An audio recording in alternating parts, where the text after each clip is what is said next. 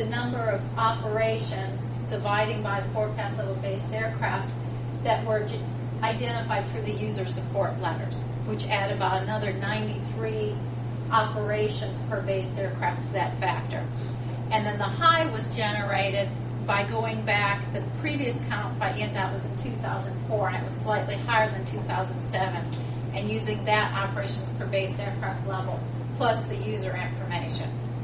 Sort of in summary, the operations in 2007, which was the last count, were almost 10,000 annual operations. The forecast, the base forecast, is 17,500 20 years from now, with the range being between about 12,000 and 20,000.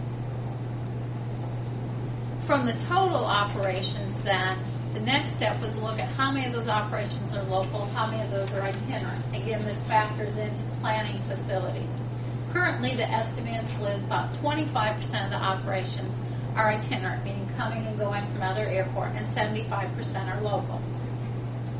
It's projected in the base forecast with a longer runway length, and again, using the user support letters and the number of operations documented in there, that the itinerant level could increase to about 55%.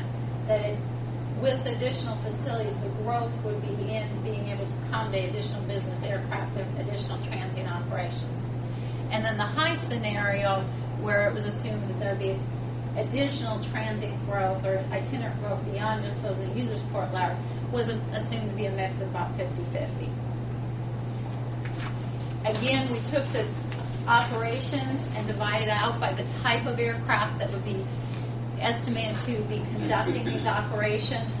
And this is used by the FAA when they're reviewing documents, as well as if you're doing planning for facilities again. And this is for just the base scenario, which is the one the FAA approved. And you still see predominantly the operations are by single-engine aircraft, but with growth occurring also in multi-engine turboprop as well as jet aircraft. The rotor operations are fairly constant from the user letters. Moving on to taking then the total operations and looking at peak operations. The peak month, and this comes from the 2003 Airport Layout Plan report, was estimated to be 13% of annual operations. Generally at GA airports in the nicer weather, spring, summer, fall, you have a bit more activity than you do in the winter time. So this is reflecting the fact that there are peak months that are greater than just 1/12 of the year. The design day then is basically your average day in the peak month. You take your peak month number of operations and divide by 30 for 30 days in a month. Busy day was identified to be about 20% of the weekly operations. So a little bit busier than an average day. And then the design hour being 20% of a design day. Typical day in a busy hour, about 20% of your activity will occur at one time. Again, these are used primarily for planning landside facilities, parking spaces, for auto parking, apron parking, as well as what would you need in hangars and that terminal building size and that type of thing. And just to sort of give you a feel for what these translate into, peak month was about, just using round numbers, 2,000 to 2,200 operations a month. Design day, 65 to 75 operations. Busy day, 91 to 106.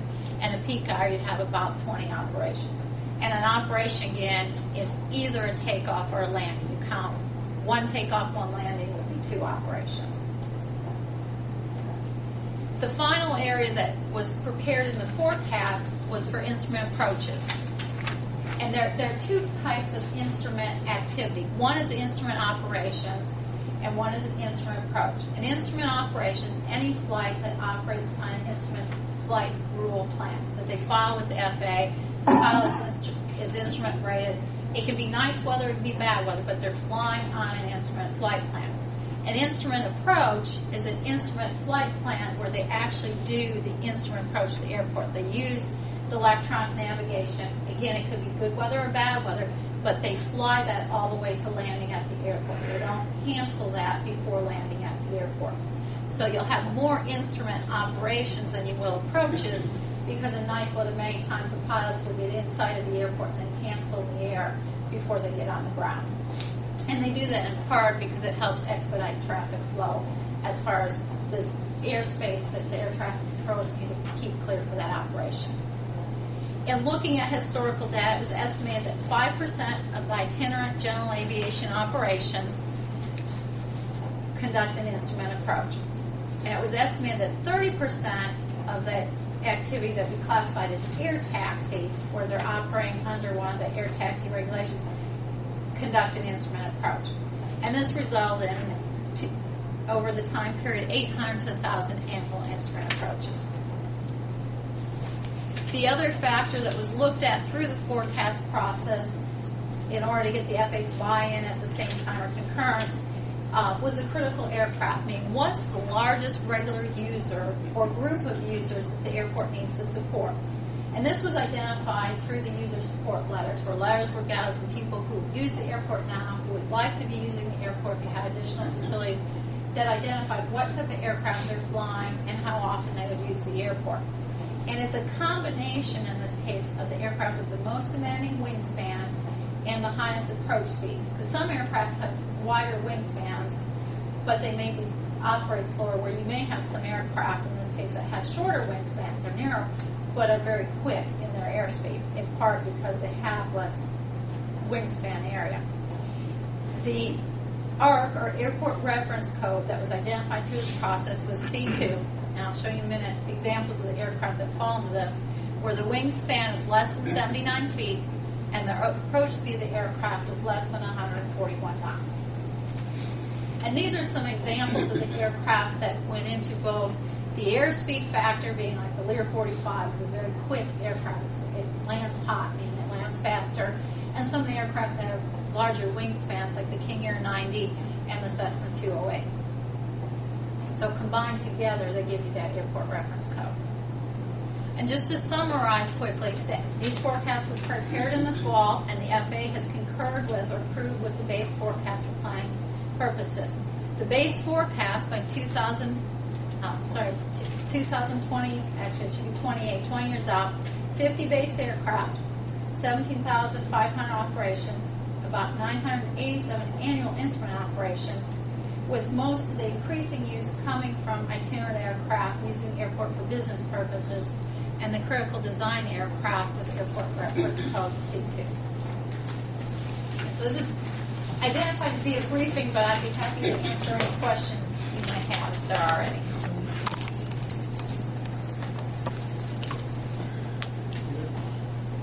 Thank you. Thank you.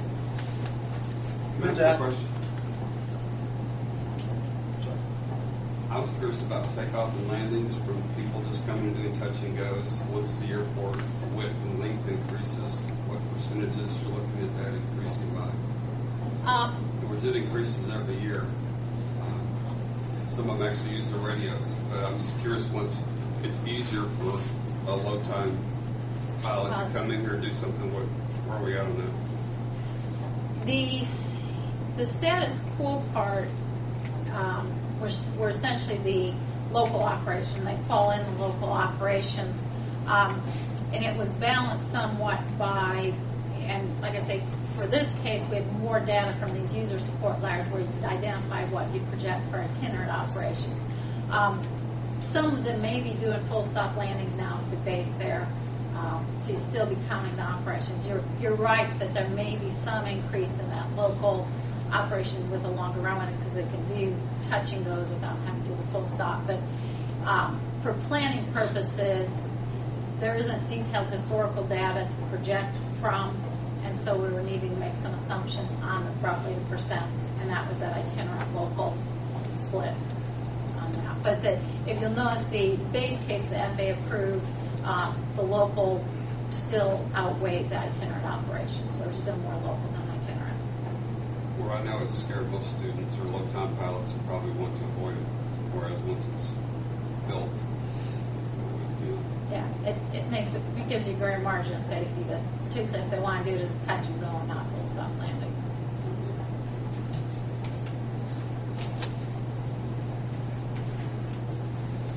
Questions? Okay, next I've got professional engineering services. I emailed to all of you John Julie and I met with Andrew Maximovich about 2 months ago, about services for writing